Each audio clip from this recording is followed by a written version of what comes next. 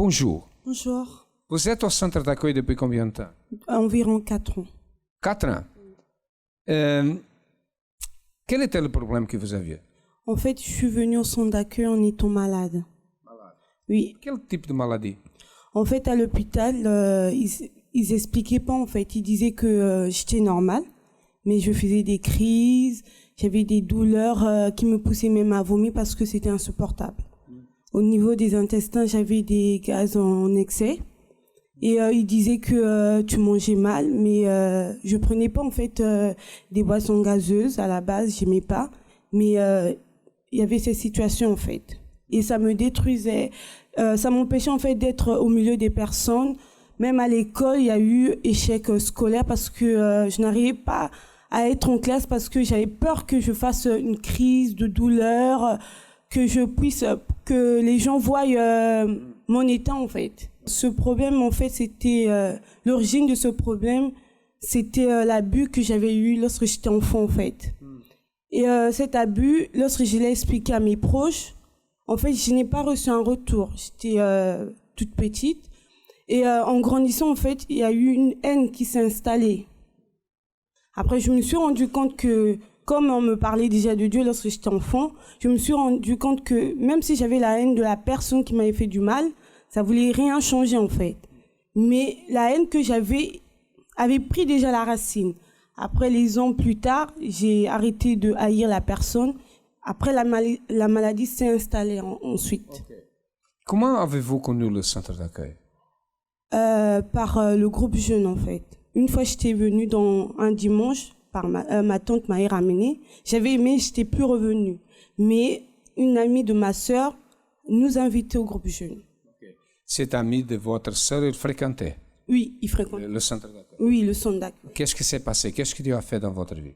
Il m'a guéri. Parce que avant, j'étais malade, mais je n'acceptais pas. En fait, je refusais réaliser que la maladie détruisait mon corps, en fait.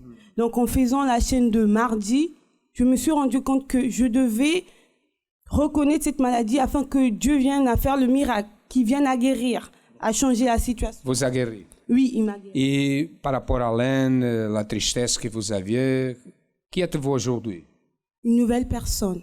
De plus encore à l'intérieur, j'ai reconnu que j'avais de la valeur en fait.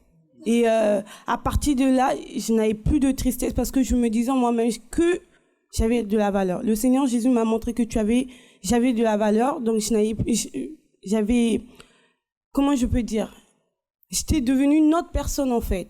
Parce que la haine me poussait à être triste et à être une autre personne. Amen. Que Dieu vous bénisse. Amen. Avant d'arriver au centre d'accueil, je faisais partie d'une congrégation religieuse. Hein. Et puis un beau jour, ma cousine, qui est au centre d'accueil, m'a invitée. Et je suis allée. Et je dis, là, il y a quelque chose d'important. Il se passe quelque chose d'important ici. Alors, le problème qui a surgi, c'est j'ai eu un cancer du sein qui s'est déclaré comme ça. Et le médecin a dit qu'il faut opérer, c'est urgent, et on va devoir enlever un sein et tout. Mais je ne peux pas accepter d'être estropiée. J'avais une dette, une grosse dette que j'avais du mal à régler. Ce prêt hypothécaire s'élevait à environ 60 000 €. À ce moment-là, quand je suis arrivée, le pasteur il parlait de la campagne d'Israël. Et il disait que la campagne d'Israël, c'est la porte ouverte à tous les résultats. Alors je vais me lancer. Et concernant ma santé, j'ai fait un propos, j'ai fait la campagne d'Israël. Alors pour les finances, bon, c'était pareil. Et il est vrai que le résultat était là. Alors, après avoir agi ma foi sur l'autel, les choses n'ont pas traîné. C'est-à-dire que j'ai eu la guérison totale. Le chirurgien, il m'a donné un document attestant que j'étais complètement guérie. Lui-même, il ne comprenait pas. Lui-même, il m'a dit, Madame, je ne comprends pas. Ça ne peut être qu'une guérison miraculeuse. Le résultat concernant le plan financier, toutes les dettes ont été payées. On est en paix avec ça parce que par rapport aux dettes, on était harcelés tous les jours avec du courrier, tous les jours avec des menaces, tous les jours. Et bien maintenant, les dettes sont payées, on est plus près de l'église, on a pu s'acheter une voiture neuve pour venir à l'église, parce que celle que nous avions aussi, bon, elle était très âgée, elle avait plus de 300 000 kilomètres. On a acheté une voiture neuve, on est plus tranquille et puis on est en paix. Il n'y a pas de mots pour qualifier le centre d'accueil, parce que le centre d'accueil nous donne la direction de tout, c'est la clé pour tout.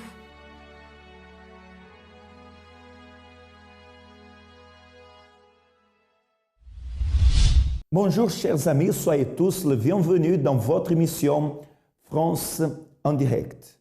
Peut-être vous qui me voyez, vous êtes une personne que vous trouvez désespérée parce que vous êtes en train de souffrir avec une infirmité considérée mortelle.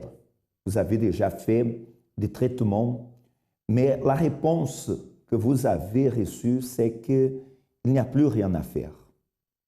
C'est que vous devez vous conformer avec ce problème parce que c'est une maladie qui n'a pas de solution. Chers amis, sachez d'une chose, les impossibles pour les hommes, c'est possible pour le Créateur. C'est pour cela que nous sommes ici. Si vous vous trouvez désespéré, si vous êtes une personne qui ne savait plus quoi faire, alors sachez, il y a une solution pour vous. C'est pour cela que nous nous trouvons ici, pour vous montrer quoi faire, qu'est-ce que vous devez faire pour que votre vie elle vienne à changer. Nous allons vous présenter ici le cas véridique de Dorine. Elle va nous raconter qu'est-ce qu'elle a souffert, comment était son passé. Et d'ici à quelques instants, nous allons revenir avec vous. Accompagnez et nous allons revenir tout de suite après. Avant d'arriver au centre d'accueil, j'étais malade. J'avais une grosseur dans l'utérus. On ne sait pas exactement à quoi c'est dû, mais on pense que c'est dû à plusieurs avortements. Et donc voilà, j'avais une grosseur qui me bouffait la vie en fait. Ça a commencé, c'était tout petit. Et ça a évolué et ça m'empêchait de marcher, ça m'empêchait même de me tenir debout. Même en position assise, des fois j'avais mal, vraiment je la sentais tout le temps. Voilà, ça m'emprisonnait. J'étais emprisonnée dans mon corps en fait. J'ai été voir les médecins, j'ai été suivie dans un hôpital par plusieurs spécialistes, donc plusieurs examens et on a commencé à me mettre sous traitement. Et après plusieurs semaines de traitement, donc toutes les semaines j'allais à l'hôpital et je me faisais injecter. Et après plusieurs semaines de traitement, on m'a dit qu'on savait pas trop quoi faire, que la grosseur ne faisait qu'évoluer, que mon taux d'hormones explosait et qu'on allait opérer. Oui, parce que ça m'empêchait de travailler. J'ai été en arrêt de travail pendant plusieurs semaines. Je suis des cours par correspondance. Du coup, à partir du moment où j'ai commencé à être malade pendant tout le processus, en fait, j'avais plus le temps de travailler mes cours et donc vraiment, ça a chuté dans ma moyenne a chuté, ma vie professionnelle en a pâti. Le moment le plus difficile pour moi, c'était quand on m'a dit que j'allais me faire opérer. À ce moment-là, on m'a clairement dit que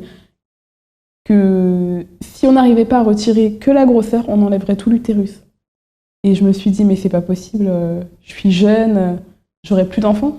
C'est vraiment la première chose qui m'a traversé l'esprit, je me suis dit, j'aurai plus d'enfants. Et ça a été une grosse claque. Voyez sa situation. Son rêve d'avoir des enfants était complètement perdu. La situation, le problème qu'elle avait dans son utérus, c'était une situation qui n'avait pas de solution. Elle, comme elle-même a affirmé, après le traitement qu'elle a fait, que son propre corps a rejeté, refusé. Alors, lorsque elle s'asseyait ou était debout, il y avait des douleurs. Elle se sentait mal. Ça a été son passé. ça a été ce qui a causé la maladie. Mais sachez d'une chose, les personnes qui elles viennent dans l'émission, c'est parce qu'elles ont un avant et un après. Elles ont réussi à surpasser. Et nous allons entendre qu'est-ce qu'elle a fait, comment elle a réussi à s'en sortir de cette situation que pour le traitement, il n'y avait plus rien à faire. Nous allons savoir quelle attitude qu'elle a prise et comment est devenue sa vie. Accompagnez et nous allons revenir après. J'ai été invitée par un ami. J'avais un ami et un jour il m'a dit viens au centre d'accueil. Et puis petit à petit, j'ai commencé à m'investir, à écouter la parole. Je venais tous les jours de la semaine et j'ai commencé à faire les chaînes de prière le mardi pour la santé. J'ai commencé à véritablement me donner le jour où on m'a dit que si l'opération elle ne réussissait pas, on me retirait l'utérus. J'ai été révoltée. Je me suis sentie révoltée. Si Dieu existe, alors qu'il vienne agir, c'est maintenant que j'ai besoin de lui. À ce moment-là, j'ai commencé à mettre ma foi en pratique. C'est-à-dire que j'écoutais la parole et je la mettais vraiment en pratique. J'étais pas juste là à prier, à rentrer chez moi et c'était fini. Non, c'était tout le temps. J'ai lutté pour ça, j'ai lutté pour ma santé. J'ai participé d'une réunion où on parlait du sacrifice et je me suis dit, je vais moi aussi sacrifier. Alors j'ai sacrifié pour ça aussi. Et je me préparais aussi, après mon sacrifice, je me préparais aussi pour la campagne d'Israël. Je sais pas, c'était important pour moi de sacrifier parce que c'était une évidence en fait. Je me disais qu'il n'y a pas de... on n'a rien sans rien. Voilà. Je voulais ma guérison, donc je voulais montrer à Dieu que j'étais prête à tout lui donner. Quel était le plus beau jour de votre vie? Oui, la question s'adresse à vous. Quel jour vous êtes-vous senti le plus heureux de votre vie? Pensez à la réponse et identifiez cette journée. Que s'est-il passé ce jour-là?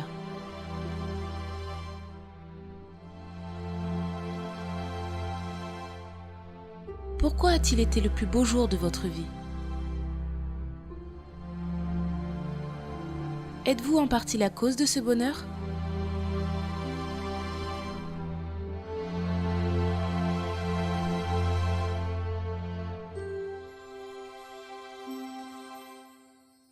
Était-ce le fruit d'une action que vous avez entreprise? Avez-vous mérité ce qui est arrivé? Ou était-ce quelque chose d'involontaire qui s'est produit? Quelles ont été les décisions clés, les choix ou les attitudes que vous avez prises et qui vous ont conduit à ce jour? Avez-vous partagé avec vos proches ce qui s'est passé ce jour-là? Sinon, pourquoi ne l'avez-vous pas partagé? Que devrait-il arriver prochainement pour vous rendre encore plus heureux que ce jour dont vous vous souvenez? En d'autres termes, comment sera le prochain jour le plus heureux de votre vie? Croyez-vous que ce jour viendra? Quand? Qu'allez-vous faire afin de provoquer l'arrivée de cette nouvelle date? Ce sont 13 questions jusqu'à maintenant. La plupart de ceux qui écoutent ces phrases n'ont tout simplement pas répondu à une seule question. Moins de la moitié d'entre vous ont répondu à une ou deux. Et ce sont très peu d'entre eux qui ont pris le temps de voyager dans chaque réponse. Eux, et eux seuls, ont découvert des choses très intéressantes sur eux-mêmes. Ils auront de nouvelles sources d'inspiration pour l'avenir et plus de chances de parvenir au plus beau jour de leur vie jusqu'à présent. Qui avez-vous choisi d'être?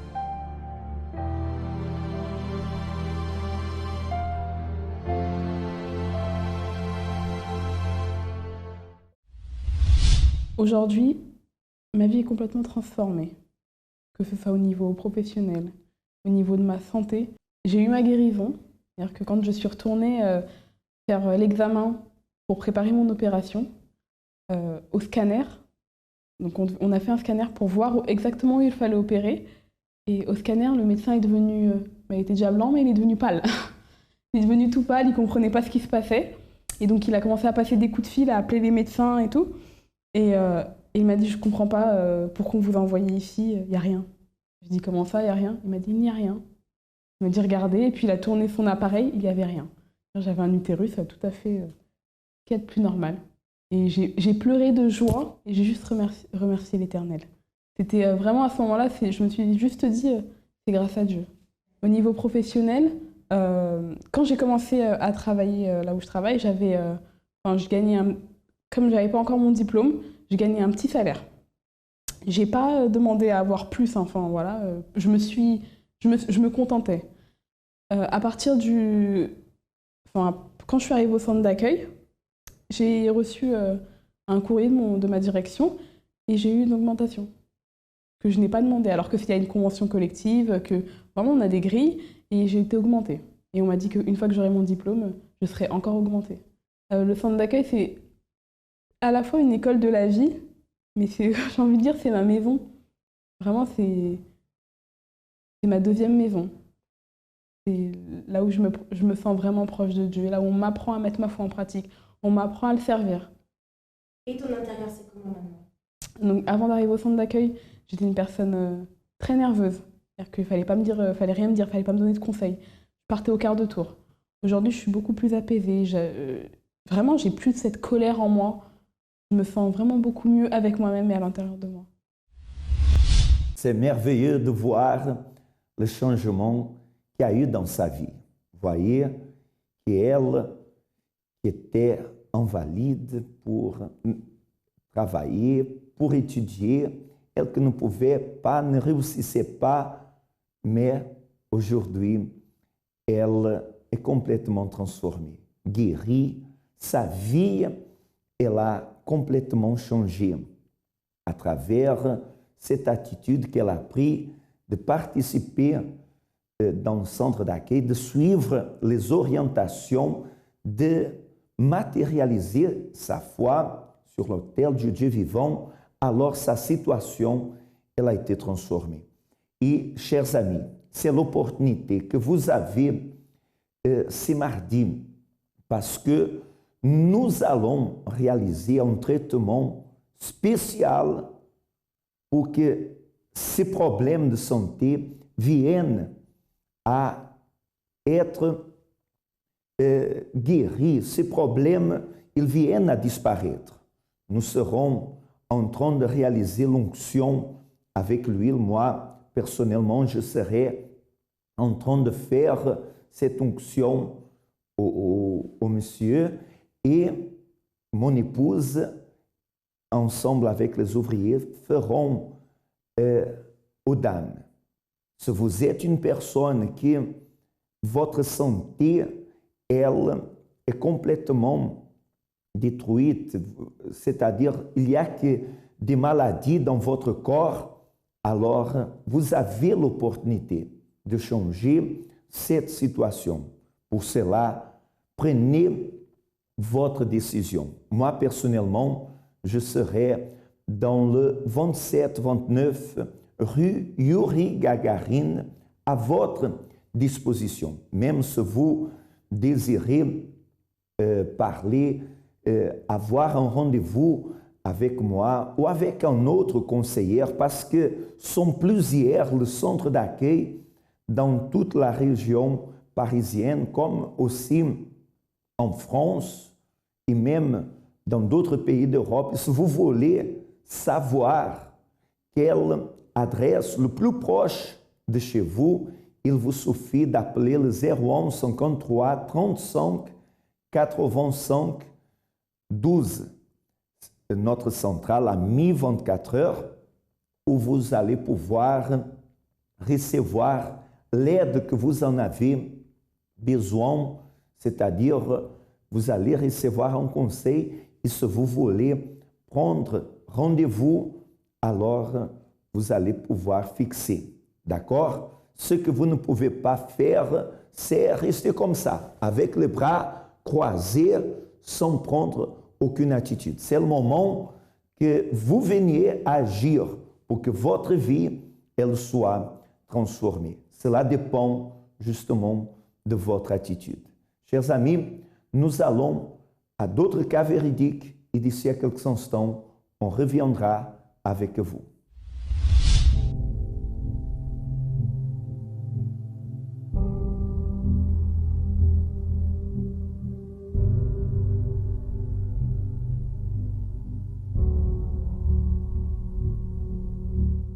Je dois dire que je suis guérie, mais comme ça a confirmé ma foi, je vais rentrer à l'hôpital la semaine prochaine. Hein? Alors, pourquoi vous pleurez? Vous avez vu ce que Dieu a fait dans votre maman?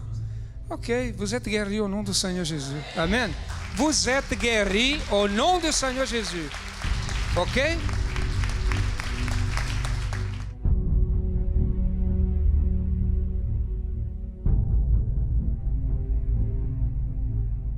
Nous avons déterminé, parce que quand elle a commencé à parler, là, vous étiez dans ce temps-là quand vous avez rendu ici ce témoignage. Ça, c'est là combien de... C'est l'autre campagne là, n'est-ce pas? C'est au moment de la campagne quand je suis venu ici. Je suis venu à l'église au mois de janvier. Ok, peu de temps.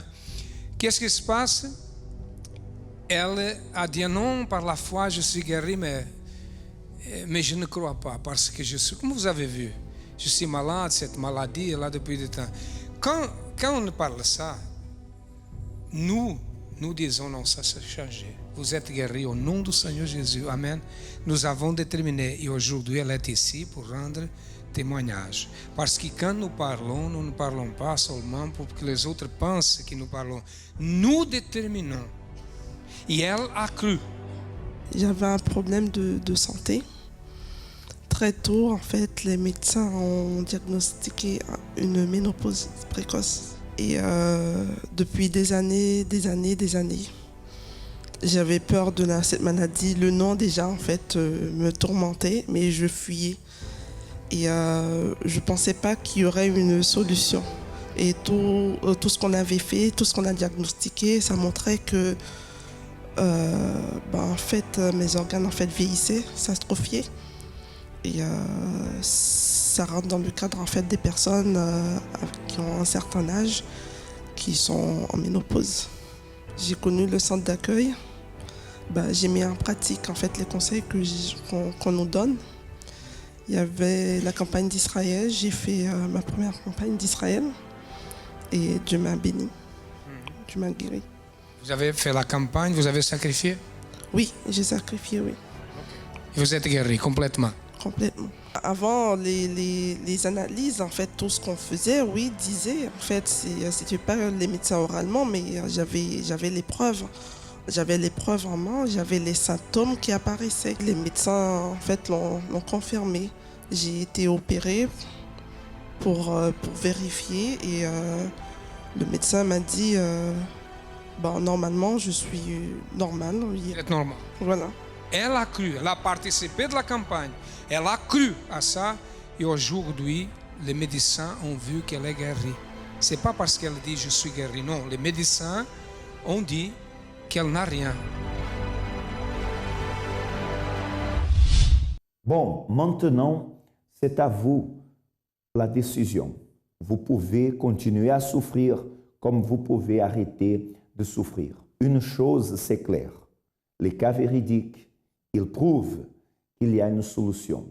Si vous ne saviez pas quoi faire, j'en suis sûr qu'à travers cette émission que vous avez pu participer, cela vous a amené à savoir, à prendre connaissance qu'il y a une solution. Maintenant, vous devez avoir la disposition pour que alors vous pouvez profiter d'une vie complètement changée. Et chers amis, je vous rappelle que ce dimanche, nous allons avoir un événement tout spécial, la famille au pied de la croix. Si vous êtes en train de traverser tant de problèmes dans votre foyer, tant de situations difficiles, que vous n'arrivez pas à résoudre ces problèmes, sont les problèmes de disputes, querelles. Vous avez des enfants dans les vices, la drogue. Enfants, la situation, elle se trouve complètement catastrophique. Mais vous voulez avoir une famille unie et protégée, alors c'est votre opportunité. La famille au pied de la croix. Vous rappelant que nous serons en train d'utiliser l'huile qui a été présentée au Créateur sur le mont Hermon, où Dieu il a ordonné la bénédiction pour toujours. Bon, prenez votre attitude et vous allez voir votre vie être transformée. Je vous rappelle que notre siège du centre d'accueil se situe dans 254 rue de Faubourg, Saint-Martin, dans le 10e arrondissement à Paris. Moi, personnellement, je serai dans le 27-29 rue Yuri Gagarine à Villejuif. Et pour le plus proche chez vous, appelez le 01 53 35 85 12. Chers amis, a été un immense plaisir d'être ensemble avec vous. Restez bien et saisissez votre opportunité. À la prochaine.